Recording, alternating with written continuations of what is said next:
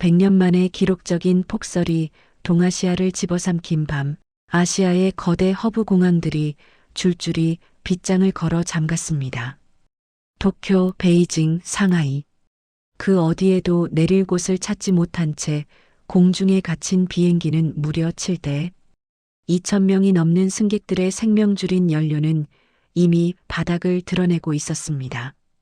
절체절명의 위기 속에서 오직 단 한 곳, 대한민국의 인천공항만이 우리가 받겠다며 침묵을 깨고 응답했습니다.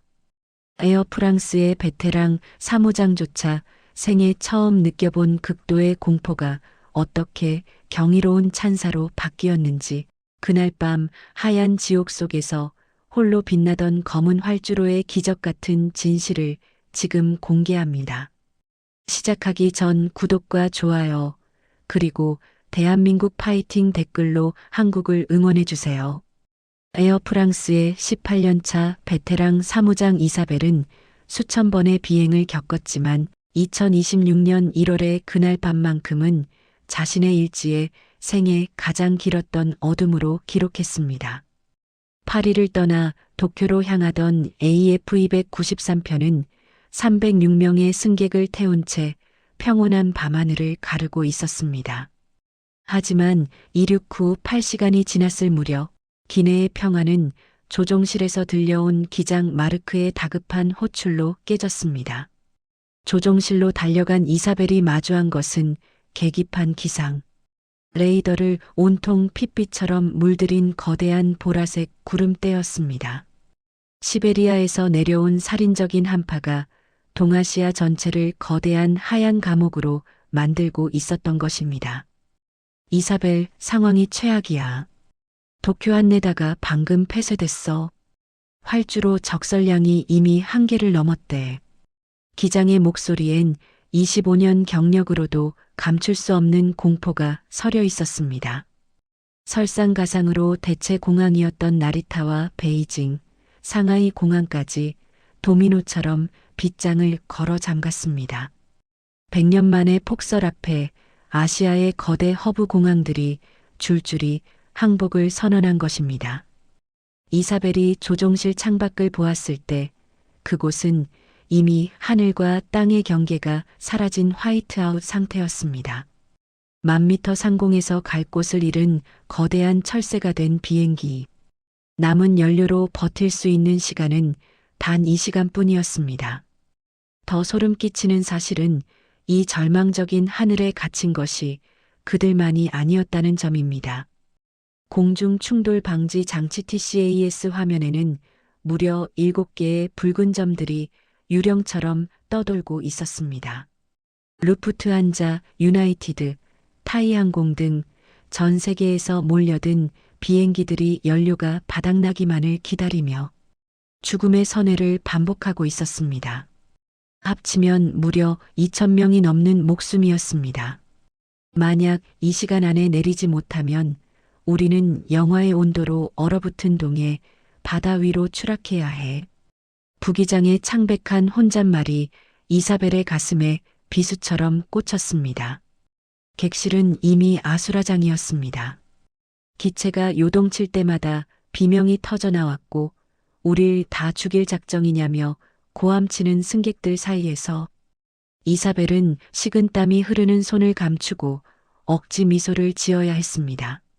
삶과 죽음이 찰나의 연료 게이지에 달려있던 그 순간 무전기에서 치익거리는 잡음을 뚫고 낯선 언어의 목소리가 들려왔습니다. AF293 여기는 대한민국 인천 어프로치. 현재 상태를 알려주시오. 모두가 외면한 지옥 같은 하늘에서 들려온 그 목소리는 2,000명의 생명에게 던져진 유일한 구원의 밧줄이었습니다. 이사벨은 직감했습니다.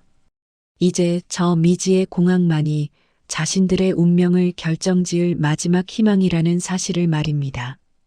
이사벨 사무장은 무전기를 통해 들려오는 인천 관제탑의 목소리를 듣는 순간 기묘한 전율을 느꼈습니다. 그것은 단순히 살았다는 안도감이 아니었습니다. 일본과 중국의 대형 공항들이 비명을 지르며 문을 닫아걸 때 대한민국 인천은 마치 아무 일도 없다는 듯 지극히 평온하고 건조한 말투로 응답했기 때문입니다. 기장 마르크가 떨리는 목소리로 인천, 착륙 가능한가? 우리는 지금 연료가 한계치다라고 재차 묻자 관제탑은 단 1초의 망설임도 없이 대답했습니다. AF293 착륙을 허가한다. 모든 유도등을 최대 출력으로 가동 중이니 33번 왼쪽 활주로로 접근하라. 이사벨은 조종실 모니터에 찍힌 7개의 붉은 점을 다시 한번 보았습니다. 루프트한자, 유나이티드, 타이항공 등 세계 각국에서 온 거대 항공기들이 마치 자석에 이끌리듯 인천을 향해 기술을 돌리고 있었습니다. 맑은 날에도 7대의 비행기가 한꺼번에 몰리면 관제 사고의 위험이 극에 달합니다. 하물며 앞이 한치도 보이지 않는 살인적인 눈보라 속에서 이 거대한 쇳덩어리들을 일정한 간격과 고도로 배치하는 것은 인간의 능력을 넘어서는 일처럼 보였습니다. 단 한 번의 지시 오류나 10초의 지체만으로도 하늘 위에서 수천 명의 목숨이 충돌하는 대참사가 일어날 수 있는 일촉즉발의 상황이었습니다. 하지만 이어지는 인천 관제사의 지시는 마치 완벽하게 조율된 오케스트라의 지휘 같았습니다. 루프트한자, 고도 3000피트 유지, 유나이티드, 속도 20노트 감속, 타이항공, 선의 각도 5도 수정. 지시는 쉼표 하나 없이 매끄러웠고 마치 레이더 화면 위에서 체스판의 말들을 움직이듯 정확했습니다. 유럽의 공항이었다면 이미 비상사태가 선포되고 관제실 전체가 고함으로 가득 찼을 상황이었지만 인천의 목소리에는 당황함이나 긴장이 전혀 느껴지지 않았습니다. 이사벨은 깨달았습니다. 저 보이지 않는 목소리의 주인공은 지금 혼자서 이 하얀 지옥을 지배하며 7개의 엉킨 실타래를 풀어내고 있다는 사실을요. 가장 이사벨의 마음을 울렸던 것은 착륙 진입 직전에 들려온 짧은 한마디였습니다. AF293 활주로 진입 확인. 행운을 빈다고 들어. 그것은 공식 매뉴얼에는 없는, 그러나 그 어떤 기계적인 명령보다 따뜻한 약속이었습니다. 우리가 아래에서 모든 준비를 마쳤으니 당신들은 우리를 믿고 내려오기만 하면 된다는 대한민국이라는 나라의 거대한 외침처럼 느껴졌습니다. 이사벨은 창문을 때리는 거친 눈발을 보며 주먹을 꽉 쥐었습니다. 이제 300명의 승객을 태운 에어프랑스는 인천이 펼쳐놓은 미지의 무대를 향해 마지막 하강을 시작했습니다. 구름 아래로 하강을 시작한 이사벨 사무장은 기체가 요동칠 때마다 손잡이를 꽉 움켜쥐었습니다. 고도가 낮아질수록 바람은 더욱 거칠어졌고 창밖은 여전히 앞을 분간할 수 없는 하얀 어둠뿐이었습니다. 과연 이런 날씨에 정말 내릴 수 있는 걸까? 이사벨의 머릿속에는 유럽 공항들의 엄격한 안전 매뉴얼이 스쳐 지나갔습니다. 이런 폭풍우 속에서 공항을 개방하는 것은 무모함을 넘어 자살행위나 다름없었기 때문입니다. 하지만 고도계가 300m를 가리키는 순간 조종실 안에서는 믿기지 않는 탄성이 터져 나왔습니다. 이사벨이 조종실 창밖을 내다보았을 때 그녀는 자신의 눈을 의심했습니다. 온 사방이 하얀 설원인데 그 한가운데에 마치 칼로 그어놓은 듯 선명한 검은 선 2줄이 뻗어 있었기 때문입니다. 그것은 활주로였습니다. 100년 만에 폭설이 쏟아지고 있다는 사실이 무색할 정도로 활주로. 바닥은 눈 한 톨 없이 매끈한 검은색 아스팔트 본연의 모습을 드러내고 있었습니다. 젖어 있지도 미끄러워 보이지도 않았습니다. 마치 한여름의 뙤약볕 아래 있는 것처럼 바짝 마른 그 검은 길은 하얀 지옥 속에서 유일하게 생명력을 내뿜는 통로였습니다. 비행기의 바퀴가 지면에 닿는 순간 이사벨은 또 한 번 놀랐습니다. 거친 충격이나 미끄러짐 없이 마치 맑은 유리 위를 미끄러지듯 기체가 안정적으로 멈춰 섰기 때문입니다. 30년 경력의 기장 마르크조차 내 평생 이런 착륙은 처음이다라며 혀를 내둘렀습니다. 비행기가 게이트를 향해 서행할 때 이사벨은 창밖 활주로 옆에 대기 중인 거대한 그림자들을 발견했습니다. 그것은 수십 대의 특수 제설 차량으로 이루어진 눈 위의 함대였습니다. 그들은 마치 일사불란한 군대처럼 움직이고 있었습니다. 한 대의 비행기가 내려오고 다음 비행기가 닿기까지 주어지는 찰나의 시간은 고작 2분 남짓. 그 짧은 틈을 타 제설차들이 활주로로 돌진해 눈을 밀어내고 뒤따르는 차량이 강력한 열풍으로 바닥을 말린 뒤 순식간에 빠져나가는 이어달리기를 반복하고 있었던 것입니다. 한치의 오차도 허용되지 않는 완벽한 팀워크였습니다. 이사벨은 깨달았습니다. 저 검은 활주로는 기적이 아니라 보이지 않는 곳에서 살을 에이는 추위를 견디며 사투를 벌인 한국인들의 땀과 헌신이 만들어낸 인위적인 경지였다는 사실을 말입니다. 안도의 한숨을 내쉬며 게이트에 도착했지만 진짜 위기는 지상에서 기다리고 있었습니다. 영하 15도의 살인적인 칼바람과 몰아치는 눈보라 속에 공항의 첨단 시스템마저 얼어붙기 시작한 것입니다. 기내 방송을 통해 수화물 처리 시스템에 문제가 생겨 짐이 늦어질 수 있다는 공지가 나가자 이사벨의 눈앞에서 비즈니스 클래스 승객인 르블랑 씨가 폭발했습니다. 이래서 아시아 공항은 안 된다니까. 기계 하나 제대로 관리 못해서 내 중요한 샘플을 어쩔 거야? 그의 고함은 피로에 지친 승객들의 불만에 불을 지폈습니다. 이사벨은 사과하며 고개를 숙였지만 내심 걱정이 앞섰습니다. 유럽의 공항이었다면 이런 상황에서 직원들은 안전 규정을 내세워 즉시 철수했을 것이고 승객들은 다음 날까지 짐을 기다려야 했을 게 뻔했기 때문입니다. 하지만 입국장으로 향하던 이사벨은 창밖 수화물 처리 구역을 보고 걸음을 멈췄습니다. 그곳엔 첨단 기계 대신 형광조끼를 입은 수십 명의 사람들이 눈을 맞으며 서 있었습니다. 영하의 추위에 컨베이어 벨트가 멈춰버리자 한국인 작업자들이 스스로 인간 벨트가 되기로 결정한 것이었습니다. 그들은 얼어붙어 열리지 않는 화물칸 문을 휴대용 히터로 녹여가며 강제로 열어젖혔습니다. 그리고는 누가 먼저랄 것도 없이 길게 줄을 서서 수백 개의 가방을 손에서 손으로 옮기기 시작했습니다. 무거운 캐리어가 전달될 때마다 작업자들의 입에선 하얀 입김이 뿜어져 나왔고 장갑 낀 손 위로는 눈이 수북이 쌓여갔습니다. 하지만 그 누구도 불평하거나 멈추지 않았습니다. 한 명이 가방을 꺼내면 다음 사람이 받고 또 그 다음 사람이 넘기는 정교하고도 투박한 이어달리기가 끝도 없이 이어졌습니다. 옆에서 이 광경을 지켜보던 르블랑 씨의 입이 서서히 다물어졌습니다.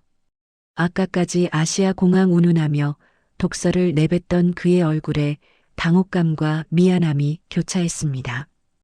기계가 멈추면 모든 것이 끝난다고 생각했던 유럽인들의 상식으로는 도저히 이해할 수 없는 집념이었습니다. 그것은 단순한 효율의 문제가 아니었습니다. 나를 믿고 비행기에 몸을 실은 승객들을 실망시키지 않겠다는 무거운 책임감, 그리고 위기 앞에서 더 단단해지는 한국인 특유의 DNA가 만들어낸 경이로운 풍경이었습니다. 이사벨은 그 투박한 손길들이 옮기는 것이 단순한 가방이 아니라 사람과 사람 사이의 깊은 신뢰라는 사실을 깨달으며 가슴 한구석이 뜨거워지는 것을 느꼈습니다. 수화물 수취대 주변은 그야말로 거대한 혼란의 도가니였습니다. 7대의 비행기에서 쏟아져 나온 2천여 명의 승객들이 한꺼번에 몰려들었고 각기 다른 언어로 불만을 터뜨리는 통에 정신이 아득할 지경이었죠. 그때 아까 화를 내던 르블랑 씨가 갑자기 사색이 되어 소리를 질렀습니다. 내 서류 가방, 내 계약서, 캐리어를 찾는데 정신이 팔린 사이 벤치에 두었던 중요한 서류 가방과 고가의 캐시미어 재킷이 사라진 것이었습니다. 르블랑 씨는 절망하며 다시 고함을 치기 시작했습니다. 이 난장판을 틈타서 누가 훔쳐간 게 분명해. 유럽 공항에서도 1분이면 사라지는 게 상식인데 이런 아수라장에서 남아있겠어? 그는 이미 가방을 포기한 듯 분노 섞인 조소를 내뱉었습니다. 이사벨 역시 속으로 이런 혼란 속이라면 찾기 힘들겠구나라며 안타까워했죠. 하지만 신고를 받고 달려온 젊은 보안 요원의 표정은 의외로 담담했습니다. 그는 무전기로 짧게 한국어를 주고받더니 확신에 찬 목소리로 말했습니다. 찾았습니다. 저를 따라오시죠. 보안 요원이 안내한 곳은 수취대 구석의 청소 카트 옆이었습니다. 그곳에는 르블랑 씨의 검은 가방과 재킷이 아주 가지런히 놓여 있었습니다. 그런데 이상한 광경이 보였습니다. 르블랑 씨의 비싼 가방 위에 낡고 두툼한 누빔 조끼 한 벌이 덮여 있었던 것입니다. 잠시 후 대걸레를 든 60대 중반의 청소 아주머니가 수줍게 다가왔습니다. 보안 요원을 통해 전해 들은 아주머니의 말은 이사벨의 심장을 툭 건드렸습니다. 사람들이 하도 많아서 가방을 밟거나 걷어찰까봐 여기 옮겨놨어요. 가죽이 비싸 보이길래 흠집 날까봐 내 옷으로 좀 덮어놨고 가방 안에 1,000유로가 넘는 현금과 계약서는 단 하나도 사라지지 않았습니다. 르블랑 씨는 충격에 빠진 듯 했습니다. 그는 미안함과 고마움에 떨리는 손으로 지갑에서 200달러를 꺼내 아주머니에게 내밀었습니다. 하지만 아주머니는 마치 큰일이라도 난 것처럼 손사래를 치며 강하게 거부했습니다. 됐어요. 내일인데 돈을 왜 받아요? 그 돈으로 가서 따뜻한 커피나 한 잔 사 마셔요. 주인 찾아줬으면 됐지. 이사벨은 그 뒷모습을 한참 동안 바라보았습니다. 낡은 작업복에 굽은 허리, 이 거대한 공항에서 가장 낮은 곳을 닦는 분이었지만 그녀가 보여준 품격은 그 어떤 귀족보다 고결했습니다. 200달러면 그녀에게 큰 돈이었을 텐데 눈 하나 깜짝 안 하고 거절하며 다시 묵묵히 걸레질을 시작하는 뒷모습. 르블랑 씨는 손에 쥔 돈을 차마 집어넣지 못한 채 붉어진 눈시울로 아주머니가 사라진 복도를 오랫동안 응시했습니다. 그것은 기술이나 자본으로는 결코 살 수 없는 대한민국이라는 나라가 가진 진짜 국격의 조각이었습니다. 폭설로 공항 밖으로 나가는 모든 고속도로가 차단되자 이사벨과 승무원들도 결국 공항에 발이 묶이고 말았습니다. 새벽 2시가 넘은 시간, 극도의 긴장과 추위에 노출되었던 그들의 몸은 이미 한계에 다다라 있었습니다. 항공사 측의 안내로 이들이 도착한 곳은 공항 한편의 소박한 직원 식당이었습니다. 이 시간에 제대로 된 음식이 나올 리 없지. 이사벨은 동료들과 함께 딱딱한 샌드위치나마 기대하며 자리에 앉았습니다. 하지만 그들 앞에 놓인 것은 전혀 예상치 못한 광경이었습니다. 하얀 김이 모락모락 피어오르는 뚝배기. 그 안에는 우윳빛처럼 뽀얀 국물이 가득 담겨 있었고 송송 썰어 넣은 초록색 파와 부드러운 고기가 떠 있었습니다. 한국인들이 설렁탕이라 부르는 전통 음식이었습니다. 배식을 하던 아주머니는 이방인 승무원들의 초췌한 얼굴을 보더니 말이 통하지 않는데도 손짓 발짓을 섞어가며 인자하게 웃어 보였습니다. 고생 많았지? 이거 뜨거울 때 얼른 먹고 속 좀 데워요. 밥은 더 줄 테니까 걱정 말고. 이사벨이 조심스레 한 숟가락을 떠서 입에 넣는 순간 기적 같은 일이 일어났습니다. 뜨겁고 진한 국물이 목줄기를 타고 내려가자마자 지난 10시간 동안 얼음장처럼 굳어있던 온몸의 신경이 스르르 녹아내리기 시작한 것입니다. 그것은 단순한 식사가 아니었습니다. 괜찮다, 이제 살았다. 라고 토닥여주는 한국인의 따뜻한 손길 같았습니다. 곁들여 나온 빨간 김치를 얹어 밥을 말아먹는 동안 옆자리에 앉은 막내 승무원은 결국 참았던 눈물을 뚝뚝 흘렸습니다. 하늘에서의 공포와 지상에서의 피로가 그 뜨거운 뚝배기 한 그릇에 모두 씻겨 내려가는 듯 했습니다. 식당 한쪽에서는 아까의 그 르블랑 씨도 정신없이 국밥을 비우고 있었습니다. 낯선 아시아 음식이라며 경계하던 모습은 온데간데 없고 그는 연신 어메이징을 연발하며 국물 한 방울 남기지 않고 뚝배기를 비워냈습니다. 배식 아주머니는 그가 다 먹은 것을 확인하자마자 약속이라도 한 듯 달콤하고 시원한 식혜 한 잔을 건넸습니다. 밥 먹고 나면 이게 최고야. 이사벨은 깨달았습니다. 한국인들은 누군가를 대접할 때 단순히 배를 채워주는 것이 아니라 상대의 마음이 어디에서 다쳤을지를 먼저 살피고 있다는 것을요. 낯선 나라, 폭설이 몰아치는 공항 한복판이었지만 이사벨은 태어나서 처음으로 가족의 품 같은 안도감을 느끼며 깊은 잠에 빠져들었습니다. 따뜻한 설렁탕으로 기운을 차렸지만 이사벨의 눈앞엔 여전히 막막한 현실이 기다리고 있었습니다. 공항 로비에는 7대의 비행기에서 내린 2천여 명의 승객들이 지친 기색으로 바닥에 주저앉아 있었기 때문입니다. 유럽의 공항이었다면 이런 재난 상황에선 차가운 대리석 바닥에 은박 담요 한 장을 덮고 밤을 지새우는 것이 당연한 상식이었습니다. 오늘 밤은 이 차가운 대기실에서 꼬박 밤을 새워야겠구나. 이사벨은 동료들과 함께 구석진 자리를 찾아 짐을 정리하려 했습니다. 하지만 그때 공항 관계자가 다가와 이사벨과 승무원들 그리고 승객들을 안내하기 시작했습니다. 그들이 도착한 곳은 공항 내부에 숨겨진 듯 자리 잡은 현대적인 시설, 바로 캡슐 호텔이었습니다. 좁은 공간이었지만 깨끗한 침구와 아늑한 조명, 그리고 완벽한 소음 차단 시설을 갖춘 그곳은 폭풍 우 치는 바다 위에서 발견한 구명 보트와 같았습니다. 놀라운 점은 이사벨뿐만 아니라 노약자와 어린이, 그리고 일반 승객들까지 순차적으로 숙소와 휴식 공간을 배정받고 있었다는 사실입니다. 더욱 경이로운 것은 그 아수라장 같은 상황에서도 유지되는 질서였습니다. 수천 명의 사람들이 한꺼번에 몰렸음에도 불구하고 고함이나 새치기 하나 없었습니다. 공항 직원들은 마치 이런 사태를 수천 번 연습이라도 한 것처럼 일사불란하게 움직이며 담요와 생수 그리고 비상용 세면도구 세트를 나눠주었습니다. 이사벨은 캡슐 호텔 안으로 들어가 눕는 순간 벽 너머로 들리는 거센 눈보라 소리를 들었습니다. 하지만 이상하게도 더 이상 무섭지 않았습니다.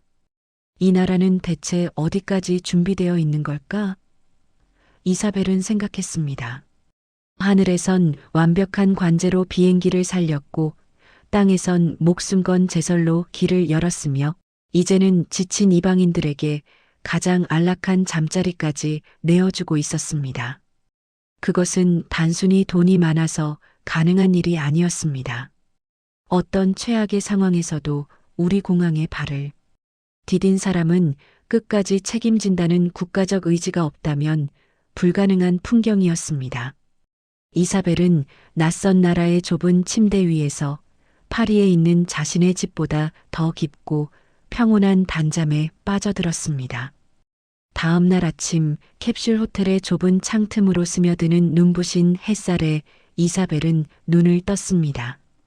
불과 몇 시간 전까지 비행기를 집어삼킬 듯 몰아치던 하얀 악몽은 온데간데 없고 창밖에는 시리도록 파란 하늘이 펼쳐져 있었습니다. 이사벨은 서둘러 짐을 챙겨 터미널 로비로 향했습니다. 하지만 로비에 들어서는 순간 그녀는 자신의 눈을 의심하며 제자리에 멈춰 서고 말았습니다. 어젯밤 2천여 명의 승객들이 뒤엉켜 아수라장이었던 그곳이 마치 아무 일도 없었다는 듯 완벽하게 정돈되어 있었기 때문입니다. 바닥은 먼지 하나 없이 반들반들하게 닦여 햇살을 반사하고 있었고 안내 데스크에는 단정한 제복 차림의 직원들이 미소를 지으며 승객들을 맞이하고 있었습니다.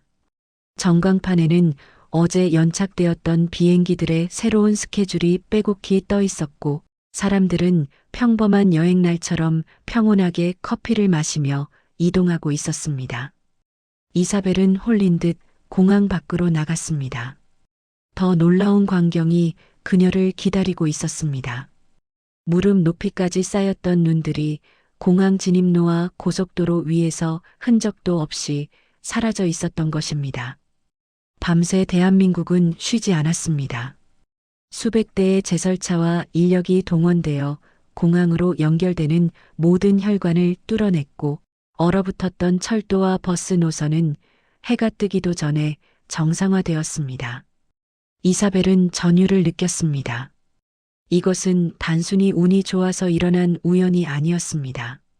모두가 잠든 사이 누군가는 영하의 추위 속에서 도로를 닦았고 누군가는 터미널의 쓰레기를 치웠으며 누군가는 멈췄던 시스템을 복구하기 위해 밤을 지새웠다는 증거였습니다.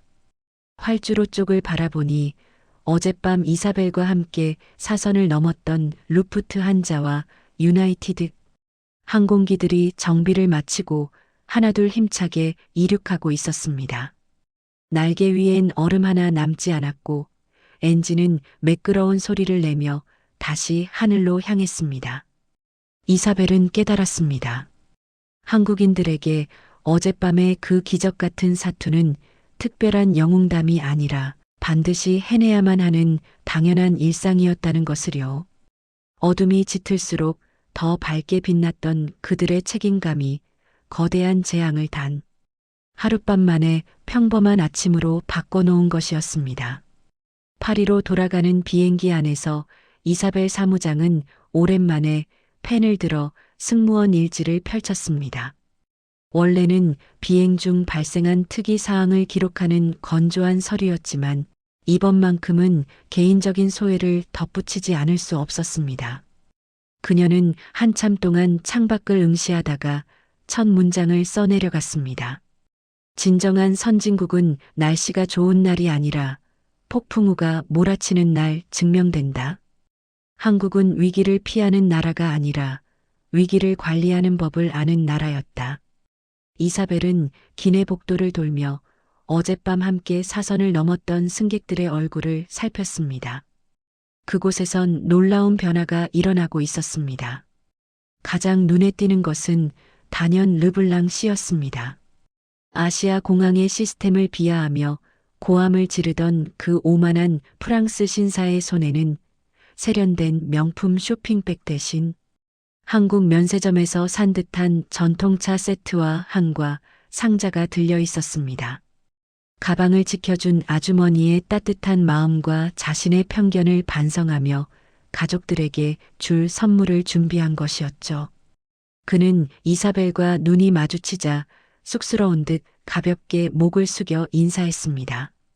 비난과 혐오가 사라진 자리에는 존경과 신뢰가 채워져 있었습니다.